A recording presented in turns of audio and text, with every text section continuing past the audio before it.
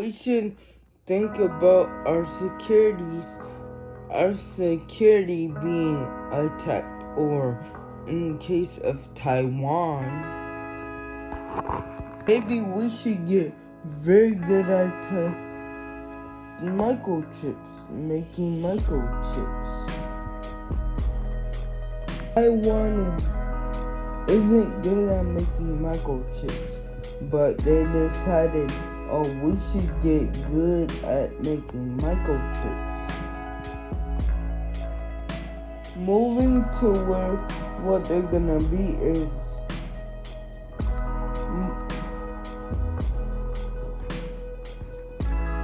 on the next myth. This is the reshoring myth. Party and knowing about tariffs, this is level 1. The myth is that if they bring things back to us, everything's gonna be more expensive, right?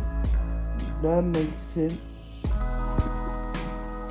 They make stuff in China where labor is really cheap, and then they make more, bring it back to the United States. Their labor is very expensive.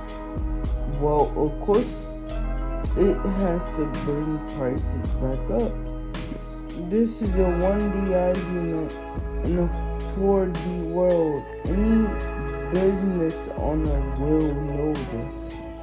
Will be like, oh, how is it gonna be expensive? Let's look at auto work. Auto work in China makes $5 to $10. That's pretty cheap to us. Same worker, 16 to 29 an hour. That's still pretty cheap. I have to pay those prices. It will increase my cost. Well, again, business owner will understand. Labor is one things that we need. So we have all in designs. We have logistics. How we get the raw materials and all the materials to get them this. Now the shipping cost, let's talk about how much that's gonna be alone. Like, how much do they have to pay to get the cars back and forth across the seas to get to us? We have the energy bills, and Trump is trying to bring the energy bills down lower because the energy bills are like too high. Like, they're too high. Then we have labor. Then we have time.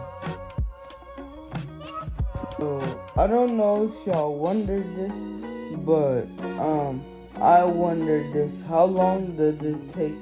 How long does it really take to get a cargo back and forth that brings all our products that we need? You know, food, stuff like that, resources here and back.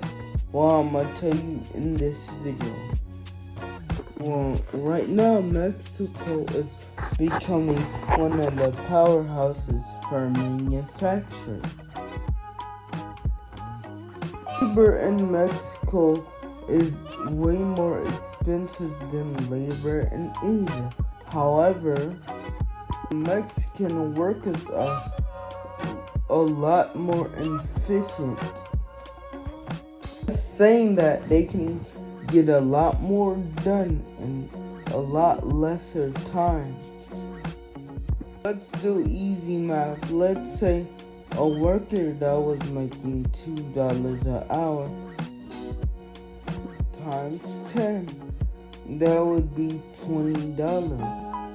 Let's do it the other way around. 10 times 2 is still 20. So it's not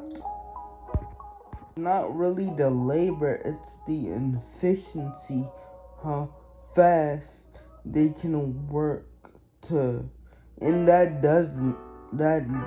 actually does make sense now that I say that, like, that does make sense.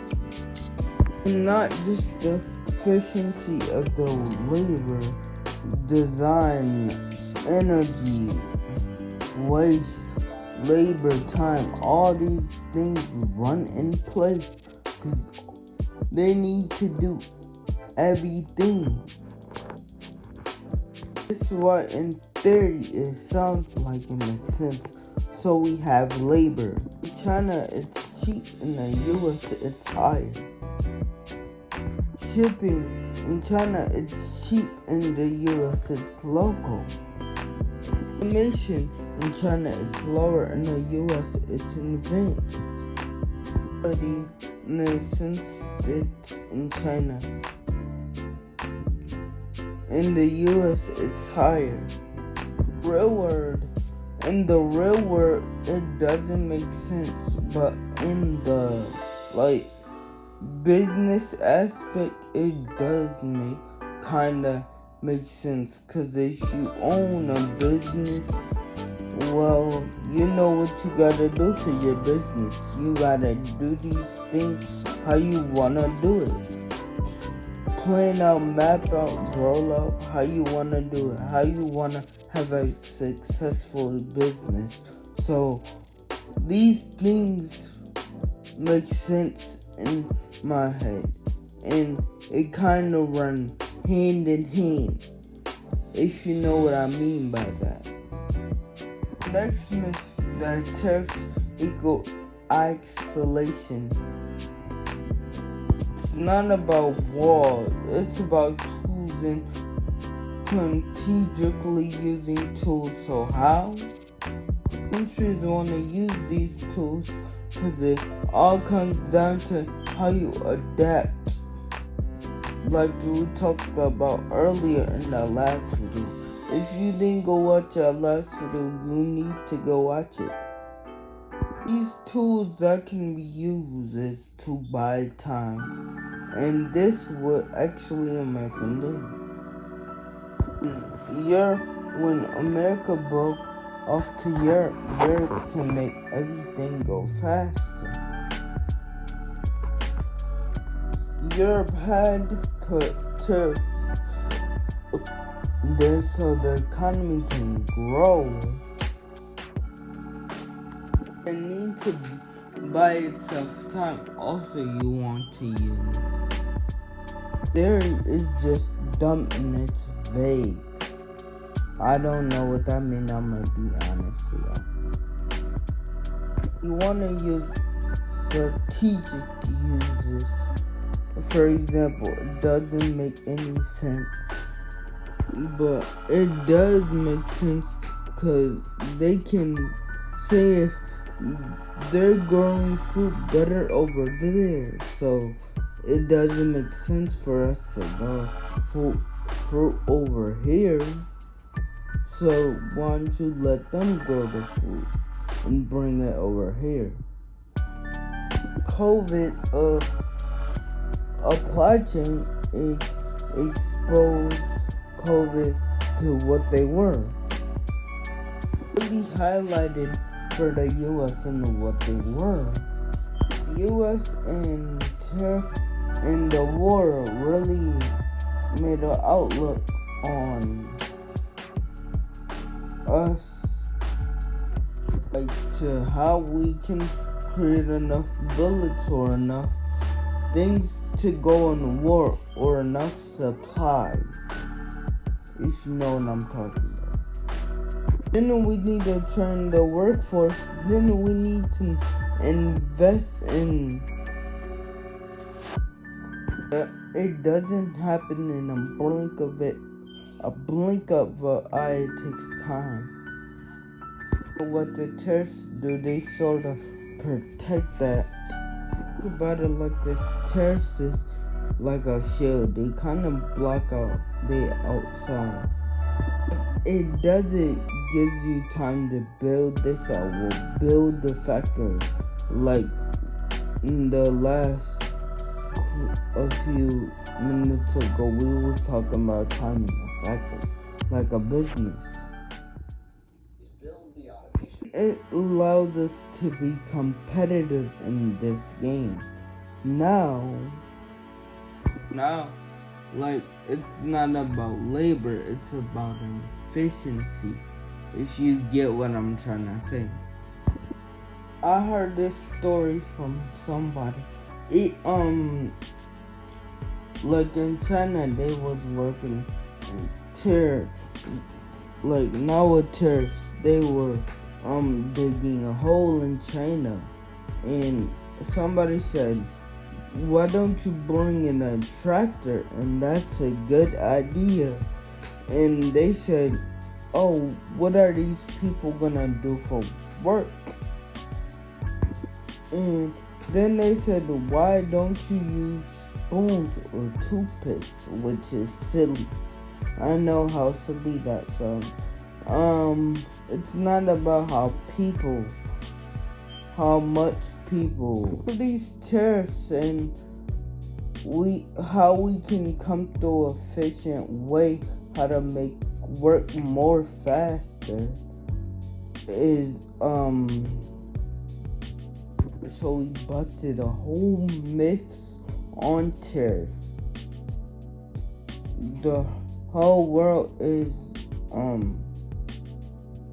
learned that there's not a hidden tax on consumers. Don't automatically start trade wars.